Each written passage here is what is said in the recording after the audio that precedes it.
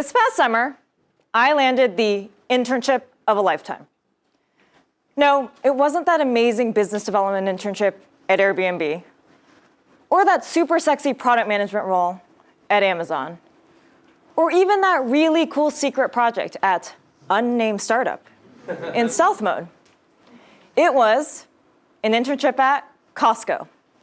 Yes, Costco Wholesale, the place that you might remember as a concrete jungle, littered with oversized red shopping carts. Or maybe the place that gives away free food samples and is featured in Fresh Off the Boat. Or maybe you just remember it as this.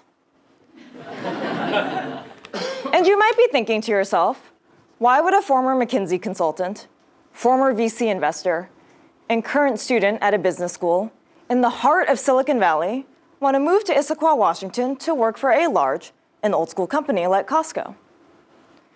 Well, as it turns out, most of us in this room have been chasing the next sexy startup, the next big unicorn. But what about the companies that have endured and existed for years on end?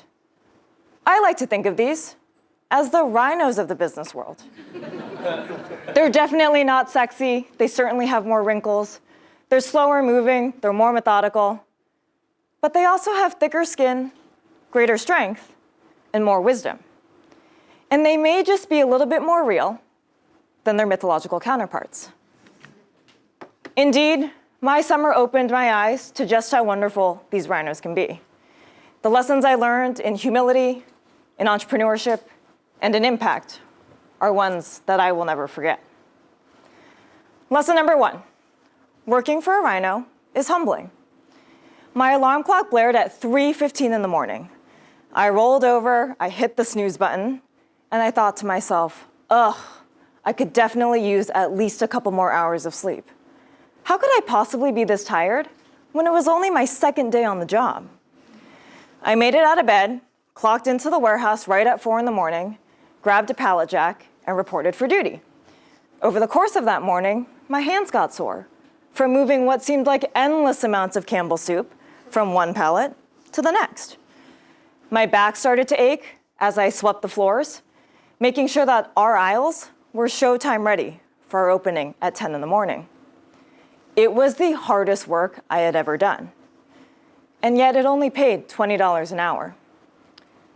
I often thought to myself, what am I doing here? I couldn't help but compare myself to my peers, who I imagined sitting at a desk, building fancy models in Excel, or creating beautiful PowerPoint presentations filled with interesting strategies. And yet here I was. I had a hard time seeing the value of sweeping floors, of ringing customers up at the cash registers, and of making food in the deli. But then I met Joe. Joe had been with the company for the last 12 years. You couldn't miss him with his 6'2" stature, his baggy sweatpants, and a backwards Raiders cap on at all times. You always knew that he was on shift because you could hear his hip hop and rap music blasting from his radio at 4:30 in the morning. And as I got to know him, I learned that Joe didn't really know what he wanted to do with his life, but he loved his job at Costco. He told me, the company's been really good to me. It rewards me for something I'm actually pretty good at. So maybe one day I'll apply to be a supervisor and I'll earn my red vest. And then maybe eventually I could be a manager. Joe's story was just one of the many I heard this summer that reminded me that my fellow warehouse workers were each trying to achieve their own version of the American dream. They might not have gone to the same schools as us or worked for the same companies as us, but they too had an ambition to create a life of meaning for themselves. Whether it was Nikki's love of her 4 a.m. shift that enabled her to pick up her daughter after school, or Alex's drive and determination to work his way through college, they were all incredibly hardworking, dedicated, and damn good at their jobs. Now that's pretty humbling. Lesson number 2, you can be entrepreneurial at a Rhino. I remember I was out of breath because I had been sprinting across 150,000 square feet of concrete warehouse floor. A customer had asked me if we still had the Sleep Science mattress in stock. In pursuit of her question, I first ran over to the supervisor to ask her if she knew. And then I ran over to the stalker who typically worked the furniture department. And then finally, I ran back to the office to check our AS400 system, only to come up with a lousy answer. I'm so sorry, ma'am. Our system shows that we have one, but we don't know where it is. I thought to myself, there must be a better way to get this kind of information. And so I embarked on a journey to build them a mobile app that would let them see real-time inventory levels right on their phones. Now, let's not get carried away here. I am by no means a coder, but I'm pretty good at using Google, and so I hacked together what we might generously call a minimum viable product. When I showed Tyler, the merchandising manager, the app, he was stoked. He asked if we could augment it, add more data to it, show more dashboards. And pretty soon, I had a bunch of team members come up to me to ask me how to download it and if they could use it. So I identified a customer pain point. I designed a customer-centric solution.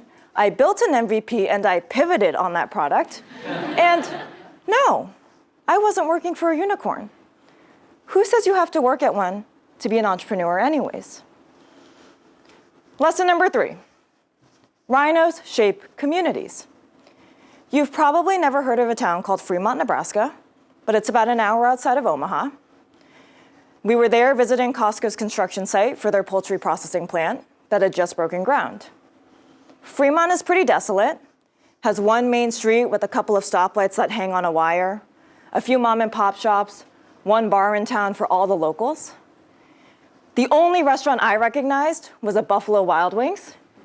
Over the course of a 3-night trip, we ate there twice. And I remember sitting in the trailer on the construction site, and I was talking to Jonathan, the plant manager, and he was explaining to me the org chart. And I was shocked at the team size they were proposing. As of April 2019, this plant would create 800 new jobs in Fremont alone. I was stunned. I knew the rhinos had impact, whether it was Costco's title as the largest organic retailer in the US or the largest seller of USDA choice and prime beef. I knew they were big, but what I hadn't fully realized is just how much they impact local communities. They create employment. They create opportunity. They create an economy. A few weeks ago, a CEO of a rhino came to the GSB and asked us, don't you want to do something more than just sell ad space? Now, maybe that's exactly what you want to do, or it's been your life's passion to start a company, to be a management consultant, to join a big tech firm.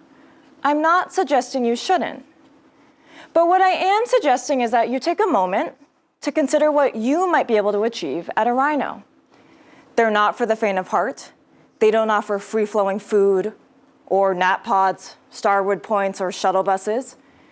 But they do offer a platform for humility, for entrepreneurship, and for impact.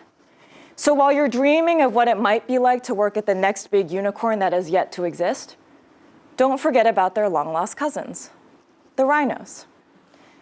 I'm excited to announce that I will be rejoining Costco for their very official MBA rotational program starting next fall. N of 1.